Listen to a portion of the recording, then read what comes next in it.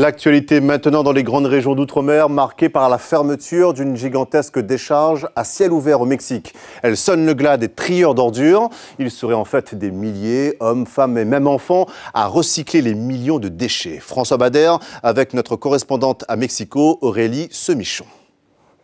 C'était la plus grande décharge du monde, où les pepenadores, le peuple des ordures, triaient inlassablement les déchets d'une ville de 20 millions d'habitants.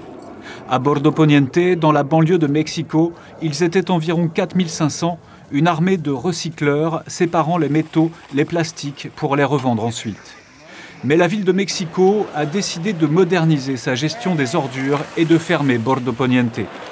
Il ne reste que 1500 pepenadores, désormais employés dans une petite usine de recyclage. Ils vont continuer à travailler dans cette usine de tri. Ils auront des solutions alternatives de manière organisée et ordonnée. Mais des alternatives, les pepenadores n'en voient pas. Et depuis la décision de fermer Bordo Poniente, ils manifestent régulièrement pour réclamer des ordures de qualité, c'est-à-dire susceptibles d'être vendues. Qu'est-ce qui se passe en ce moment? Nous ne travaillons pas parce qu'on ne nous donne plus d'ordures. Il faut qu'on nous envoie des ordures et que le gouvernement se mette à penser un petit peu à nous. Nous, les pepenadores, nous n'avons jamais fait l'aumône pour qu'on nous donne quelque chose. Nous avons simplement commencé à travailler ici, nous nous sommes développés et nous avons fait une grande entreprise que maintenant ils veulent nous enlever.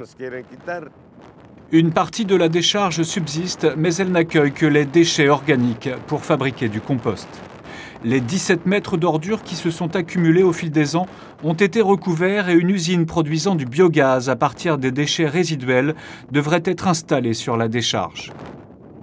Pour l'instant, la fermeture de Bordo Poniente s'est surtout traduite par une accumulation d'ordures dans les rues de Mexico. Un système de tri à la source a commencé à se mettre en place, mais nul ne sait ce que vont devenir les pepenadores.